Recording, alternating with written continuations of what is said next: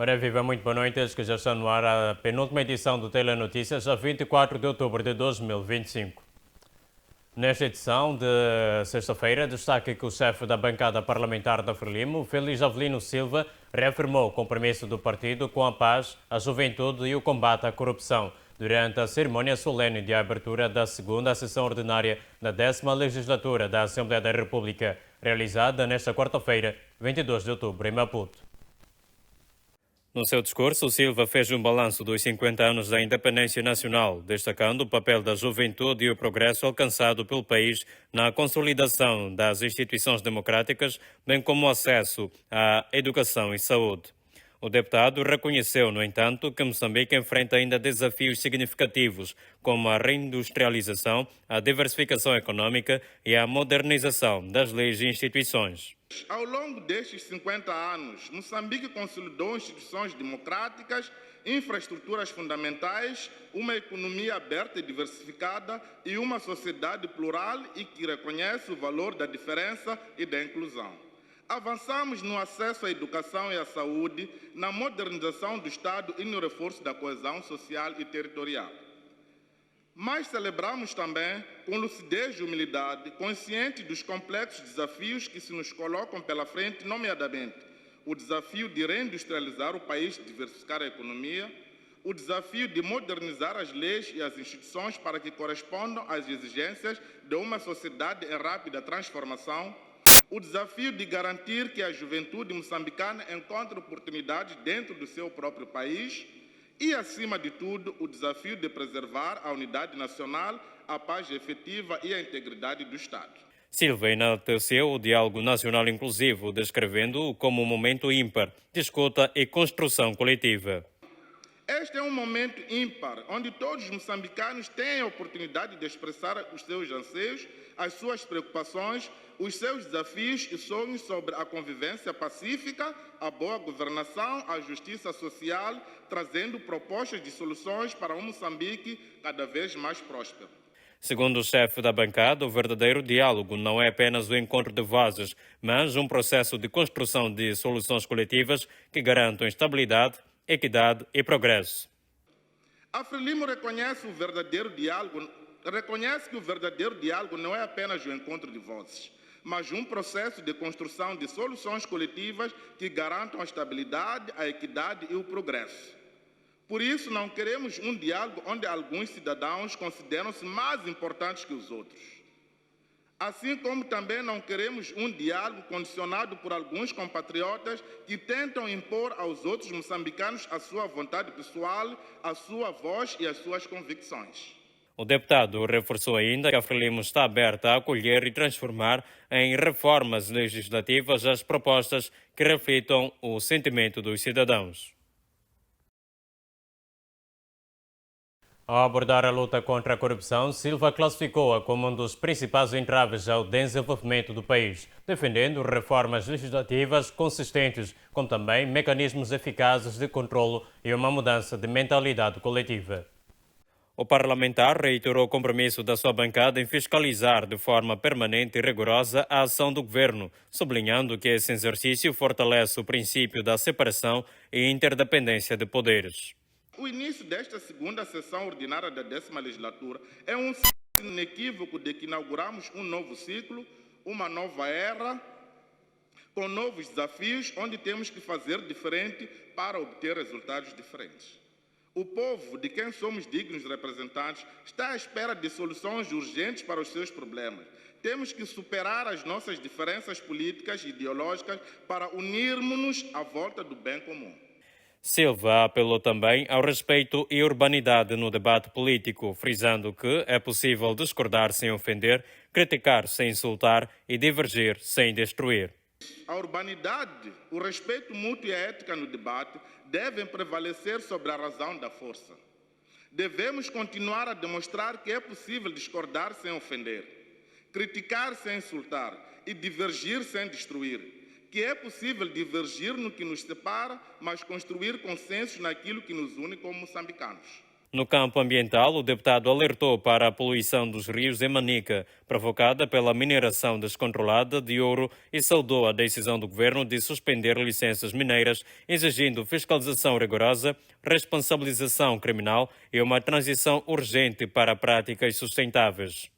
A poluição dos rios de Manica, provocada pela mineração descontrolada de ouro, constitui um flagelo ambiental e social que ameaça a sobrevivência das comunidades locais, na medida em que transformou águas vitais em veneno letal, contaminando rios como Revube, Nhahuacaca e Jonue, para além da albufeira de Chicamba, uma das principais fontes de água potável para milhares de cidadãos. Por isso, saudamos as corajosas e firmes decisões do governo que culminaram com a suspensão total de licenças mineiras em Manica, com a aplicação de multas a 11 empresas e com a criação de uma comissão interministerial para a recuperação ambiental. Todavia, exigimos uma fiscalização rigorosa, responsabilização criminal e uma urgente transição para práticas sustentáveis, pois Manica e o país merecem rios limpos e um futuro onde o ouro não custe a alma da nação. Por fim, destacou a importância da informação sobre o Estado-Geral da Nação, apresentada pelo Presidente da República, Daniel Chapo, como um exercício de prestação de contas ao povo moçambicano, bem como os debates parlamentares sobre a proposta da Lei de Comunicação Social e a Lei do Regime Jurídico do Sistema Nacional de Saúde. Já na última terça-feira, o Conselho de Representação do Serviço do Estado realizou na cidade de Maputo a 17ª sessão ordinária. Entre os principais temas abordados, destacou-se o nível de prontidão face à época chuvosa, como também ciclónica.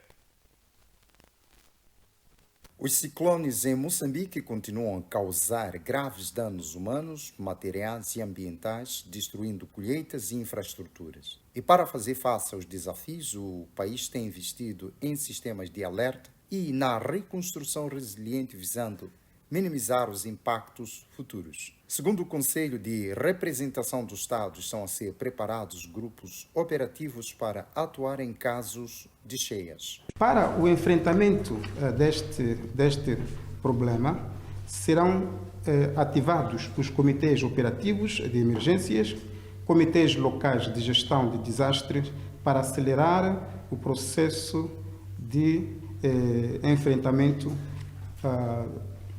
nesta época chuvosa. No mesmo encontro foi analisado o processo de matrículas para a primeira classe, referente ao ano letivo 2025-2026, com um apelo ao envolvimento de professores e encarregados de educação. Temos notado que nos primeiros dias os pais, assim como encarregados de educação, eles não correm logo para as escolas para matricular seus filhos, e eles correm quando, portanto, o período está a fechar. Então, eu gostaria de pedir a todos os nossos concidadãos para que se organizem de tal forma que, no fim, não hajam constrangimentos. Por fim, para o ano 2026, a cidade de Maputo estima matricular 22.537 alunos para novos ingressos.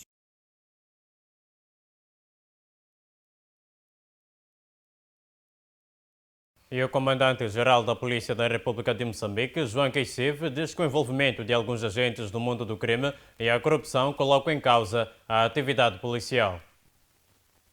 Durante a cerimônia de apresentação, Joaquim Cive manifestou preocupação com o envolvimento de alguns agentes da corporação em atos criminais, com destaque para o tráfico de drogas, situação que, segundo Cive, exige ação firme e imediata por parte do novo comandante. Temos também situações que nos preocupam de algum envolvimento de colegas nossos em atos criminais, alguns com participação direta, tantos outros são os que orientam, alguns criminosos.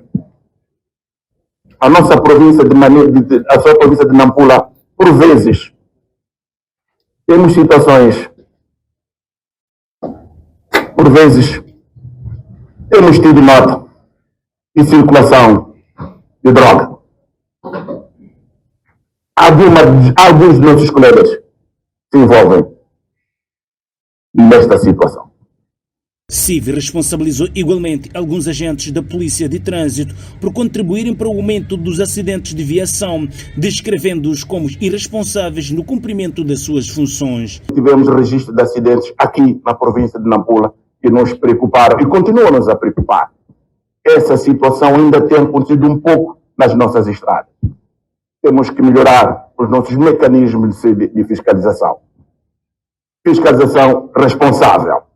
Porque em algum momento conseguimos perceber que parte dos acidentes que ocorreram, nós temos uma cota à parte. Temos uma cota à parte. Postos de fiscalização onde nós encontramos polícia de trânsito, alguns, mas muito poucos, irresponsáveis. O dirigente reconheceu ainda excesso de zelo por parte de alguns membros da PRM durante os conflitos pós-eleitorais, sublinhando a necessidade de restaurar a confiança da população e reforçar os laços entre a polícia e a comunidade. A população tem alguma desconfiança de nós. Há um tecido nosso que rompeu-se com a população por conta das situações ocorridas num passado muito recente. Mas nós dissemos, houveram excessos, sim, houveram. Há situações que nós devíamos ter melhorado, sim, houveram situações quanto essas. E nós agora temos que, companheiros, sentarmos e entendermos com a população. Porque é falando que podemos chegar ao entendimento, a um caminho certo que queremos com a população. Mas também é preciso que nós tenhamos atitude, tenhamos atos. Por sua vez, Sérgio Faustino Age, novo comandante provincial, afirmou estar ciente dos desafios que a província apresenta, garantindo estar em prontidão para cumprir a missão que lhe foi incumbida, contando, para tal, com o apoio e colaboração de toda a corporação. As situações que ocorrem na província de Nampula são subejamente conhecidas. O nosso plano é juntar-se aos colegas que estão cá para analisarmos com profundidade as diversidades criminais que ocorrem e encontrarmos, através das disposições operativas que dispomos, para melhor responder a estas situações. Com a nova liderança, espera-se que a corporação em Nampula reforce as ações de disciplina, ordem pública e proximidade com os cidadãos. Já no que diz respeito ao diálogo nacional inclusivo, os cidadãos na província de Tete sugerem a alteração do atual modelo de eleição para que se travem conflitos pós-eleitorais e haja maior clareza na atribuição de competências ao governador provincial. A Comissão Técnica do Diálogo Nacional Inclusivo, que escalou a província de Tete desde o início de outubro deste ano, ouviu algumas contribuições dos participantes provenientes de vários estratos da sociedade para acolher o melhor modelo de governação de eleições nos próximos anos no país. Dentre as contribuições constam o pacote eleitoral e as competências atribuídas às figuras do Estado numa província. Só que na sua operacionalização torna um pouco difícil por causa das atribuições que são feitas para o governador e tanto como a secretária do Estado. Tinha como proposta de se dar mais atribuições ao governador da província, não à secretária do Estado. A composição dos órgãos eleitorais, mesmo mantendo como está agora, o que deve mudar é a seleção dos membros que vão se enquadrar nesses órgãos, porque em algum momento levamos os confusos para estarem lá e não entendem o que a lei diz, só traz problemas. O administrador de Angônia, distrito que acolheu a penúltima auscultação no âmbito do diálogo nacional inclusivo, garante que todas as contribuições dos cidadãos daquele distrito foram colocadas na perspectiva de ver alguma mudança nos próximos pleitos eleitorais. Estão aqui presentes todos os estratos sociais.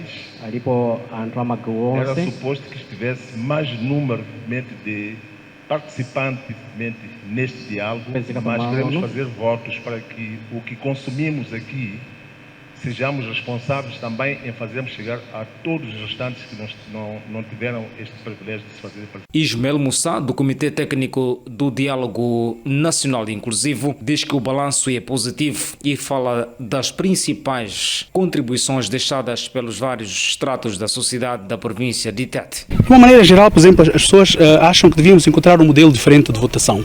Que o modelo atual de votação que nós estamos a praticar já provou que não é possível garantir uma certa confiança, uma certa transparência, mas acima de tudo a celeridade no resultado eleitoral. As pessoas querem que o resultado eleitoral não demore muito.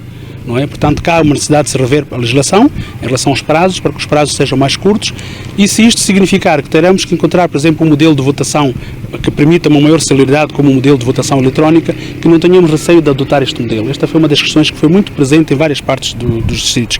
A outra questão, mas divergiu bastante, foi a questão dos poderes do Presidente. Em alguns distritos, há cidadãos que acham que o Presidente não deveria mais nomear, por exemplo, os presidentes dos tribunais, o Procurador-Geral, mas em outros distritos houve uma opinião diferente. Portanto, temos aqui as duas opiniões. Temos uma opinião que é a favor de se reduzir os poderes do Presidente, mas já também pessoas ou cidadãos que concordam que se mantenham os poderes do Presidente. Então, nós depois iremos equacionar em função daquilo que for a mostragem a nível nacional.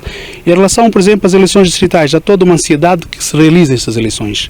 Em abril do próximo ano, a Comissão Técnica do Diálogo Nacional Inclusivo Nacional voltará a Tete depois de todas as propostas compiladas para confirmar as sugestões colocadas pelos vários intervenientes da sociedade civil para a produção do documento final para que se trave nos próximos anos os conflitos pós-eleitorais. Também destaca que foi realizado em Maputo o encontro entre entidades da indústria alimentar, sociedade civil e governo, com o objetivo de divulgar o relatório da estratégia de monitoria de produtos fortificados, melhor dizendo, no mercado moçambicano. O encontro, que juntou vários parceiros, incluindo entidades governamentais, constitui uma importante oportunidade para a partilha de evidências e reflexão sobre os progressos alcançados e delineação de caminhos para o fortalecimento das ações de fortificação de produtos em Moçambique. Esta estratégia é considerada uma das ações mais eficazes para a prevenção de deficiência de micronutrientes nos alimentos. O objetivo primordial é melhorar o estado nutricional da população, especialmente dos petizes. A fortificação de alimentos é uma das estratégias mais eficazes e custo-efetivas para prevenir as deficiências em micronutrientes e melhorar o estado nutricional da população, em particular as crianças. No entanto, ainda a eficiência desta intervenção depende não apenas da formulação adequada dos produtos, mas também depende da garantia da qualidade e conformidade ao longo da cadeia de produção e comercialização. A monitoria dos produtos alimentares fortificados no mercado permite avaliar o grau de cumprimento das normas estabelecidas e identificar as lacunas e reforçar a fiscalização, como também ajudar os produtores a melhorar os seus processos. Os resultados desse exercício, segundo a interveniente, são mais do que números, mas representarão a realidade das políticas e o seu emprego na vida das populações. Estes resultados não serão apenas números, mas irão representar a realidade das políticas nas vidas das pessoas, sobretudo das crianças, mulheres e populações mais vulneráveis. Nosso trabalho em conjunto é importante para garantir que a fortificação realmente contribua para promover uma melhoria da nutrição dos moçambicanos. Já a representante do secretário permanente do Ministério da Economia destacou que o Conselho de Ministros aprovou na sua 35ª sessão ordinária, realizada a 14 de outubro do ano em curso, a revisão do decreto que aprova o regulamento de fortificação de alimentos com micronutrientes industrialmente processados, pelo que destaca que a adição das vitaminas e minerais nos alimentos é a prioridade do governo. A adição das vitaminas e minerais nos alimentos de consumo massivo continua sendo uma estratégia prioritária para o governo de Moçambique, pois visa garantir a ingestão diária recomendada de micronutrientes e tem sido considerada a estratégia mais custo-efetiva e sustentável para a prevenção da deficiência de vários micronutrientes para países de baixa renda, que Moçambique não está à margem destes países. A terminar, a representante reiterou que o Programa Nacional de Fortificação de Alimentos depende do compromisso e colaboração de todos os envolvidos, especialmente do governo e da sociedade civil.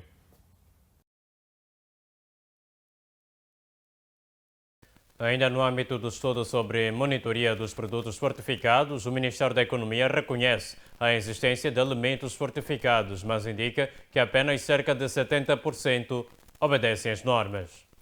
O estudo traz-nos, portanto, a informação que 100% daquilo que eram os produtos que foram colhidos, é importante dizer isso, nos mercados, tanto nas grandes superfícies, como naqueles mercados, portanto, nos vulgos, mercado rural, neste caso.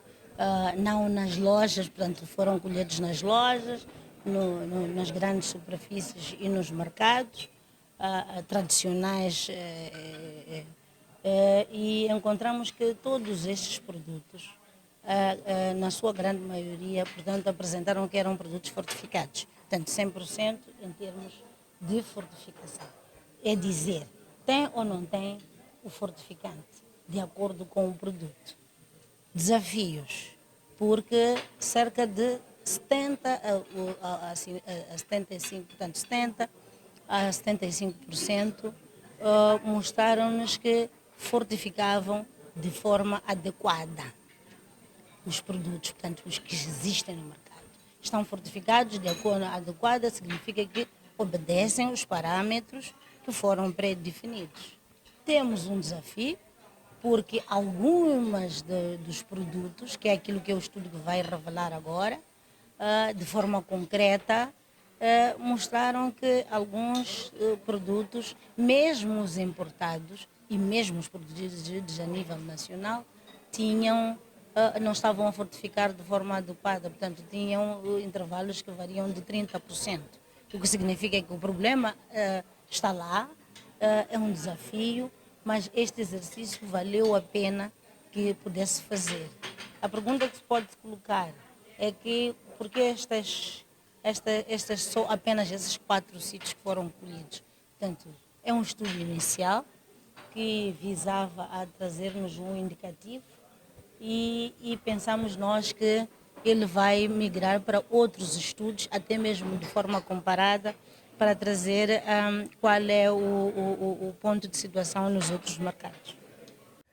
Diante desta ação de fiscalização, a representante daquele ministério afirma ser esta uma avaliação positiva, mas admite também servir de alerta para que os trabalhos continuem a ser realizados. Para nós é uma avaliação positiva, porque sempre houve a preocupação de nós estarmos a fazer, portanto, a monitoria, e nós sabemos que é obrigatório, significa que a expensão também tem um trabalho a fazer. É uma avaliação positiva, mas também um alerta para nós, para o caso de que tivemos produtos que não portanto, não estiveram na percentagem que fosse de fortificação adequada. Então, isto ajuda porque as marcas são conhecidas, porque esse estudo não foi feito só apenas aleatoriamente, foi feito aleatoriamente, mas tendo em conta as marcas. Quais são as marcas? É possível fazer o track, ou é possível fazer o seguimento de acordo com aquelas marcas que estão no mercado hoje e que são aquelas que se apresentaram que não estavam fortificadas. Portanto, é um trabalho de conjunto, é um trabalho contínuo que deve continuar a ser feito, mas a nossa satisfação é mostrar que todos os produtos que foram testados tinham lá fortificante. Não na medida certa, mas que tinha lá, então é um bom indicativo.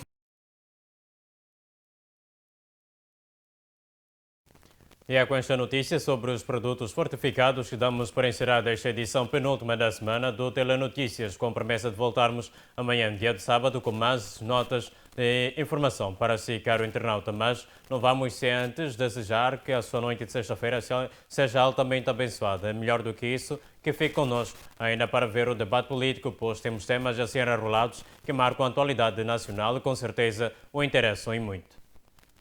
Despedimos-nos, mas não vamos sem antes desejar que tenha uma noite de sexta-feira altamente abençoada. Fique bem, fique com Deus. Até lá.